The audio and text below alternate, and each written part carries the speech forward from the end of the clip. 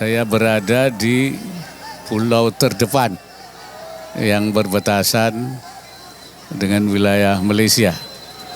Jadi ini pulau Sebatik, ini separuhnya Indonesia, separuhnya Malaysia.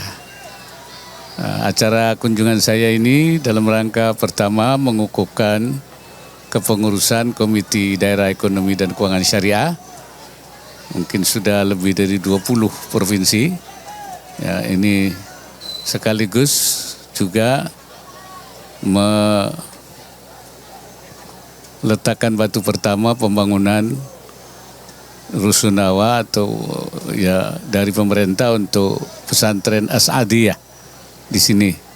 Karena di sini santrinya lebih dari 2.000 dan banyak yang tinggal di rumah-rumah penduduk supaya mereka bisa belajar dengan baik. Maka pemerintah membantu untuk satu gedung, ya. Kemudian juga ada bantuan dari Bank Indonesia berupa sumur bor. Karena sumur bor yang ada itu jaraknya 2 kilometer dari sini. Jadi di sini dibuatkan sumur bor.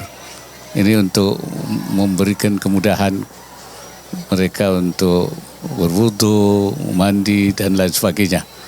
Nah, ini juga merupakan upaya dari Bank Indonesia bersama pemerintah untuk meningkatkan kualitas sumber daya manusia. Melalui pesantren ini kita upayakan untuk mencerdaskan bangsa, kemudian juga bisa berkiprah lebih besar lagi nanti dengan adanya pendidikan yang diberikan. Dan seperti biasanya memang pesantren memulai membangun di daerah-daerah yang pedalaman. Ya, seperti ini kan berada di tengah-tengah perkebunan sawit. Ya, jadi ini dan saya dengar banyak juga santri-santri dari Malaysia yang ingin ke sini, ya. Tetapi di sini belum ada asramanya. Oleh karena itu kita harapkan ke depan ini akan lebih banyak lagi. Barangkali itu saya kira. Oke, teman-teman silakan yang mau bertanya terkait dengan tema kunjungan Wakil Presiden pada hari ini. Silakan. Saya Rangga, Pak Wapres, mohon izin Pak dari Antara Pak. Berkaitan dengan acara Pak, karena kita kan sekarang sedang di perbatasan nih Pak. Tadi Bapak sudah melihat pengukuhan KDEKS Pak.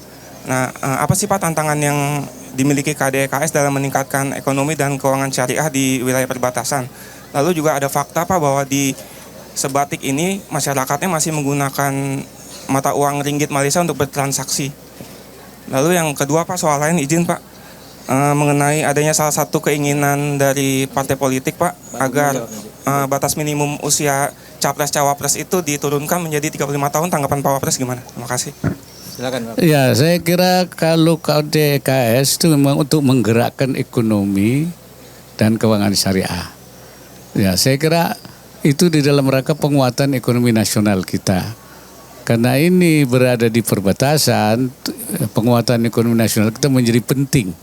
Ya, pertama itu jangan sampai kita itu justru menjadi konsumen dari produk negara tetangga. Nah, justru mestinya produk kita yang kita ekspor ke negara tetangga. Ini soal kompetitif ya. Nah, kalau memang sekarang ternyata masih menggunakan produk negara tetangga karena lebih murah, nah ini tantangan yang harus dihadapi oleh pemerintah, oleh semua kita, dan kita harapkan peran daripada produk-produk kita yang bersertifikat halal itu akan menarik, ya, akan menarik juga konsumen di negara tetangga Malaysia. Ya, kalau dari segi produk-produk besar seperti perikanan, ya,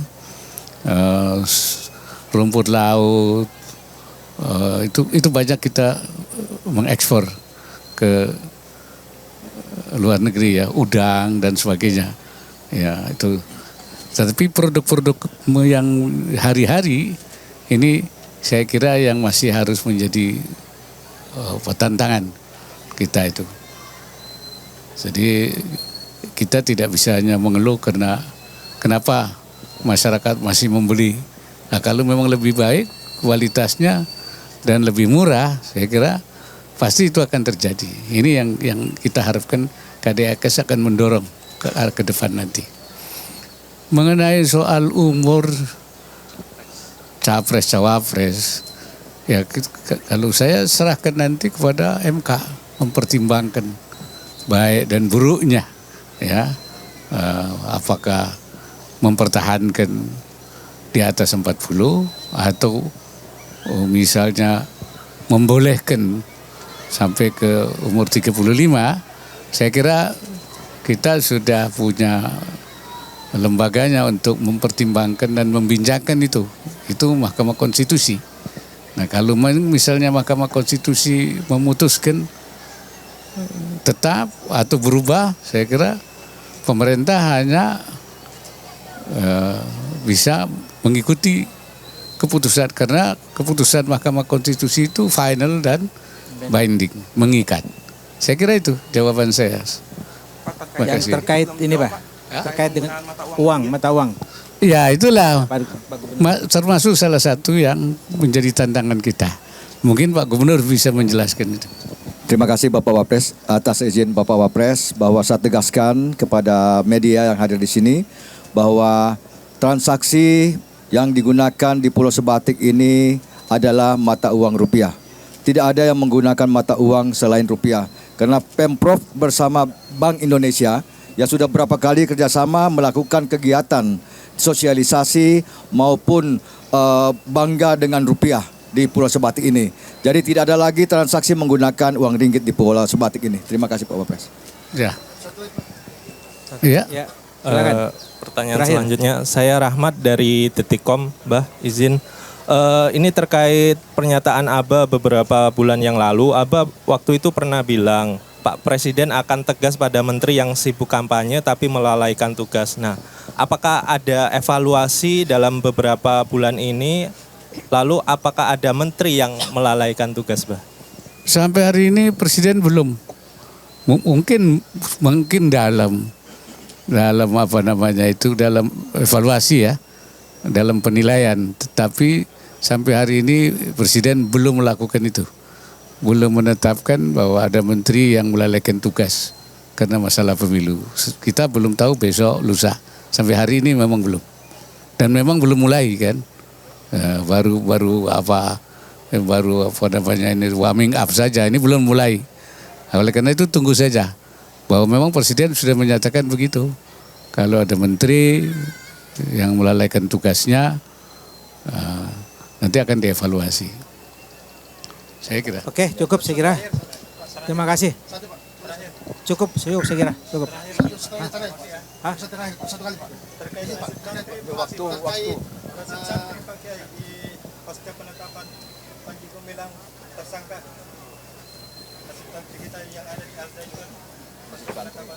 Ya, saya kira memang saya sudah serahkan Pak Mahfud ya untuk menindaklanjuti dan sudah diproses. Nah sekarang kan kita ikuti saja bahwa Bareskrim sudah menetapkan.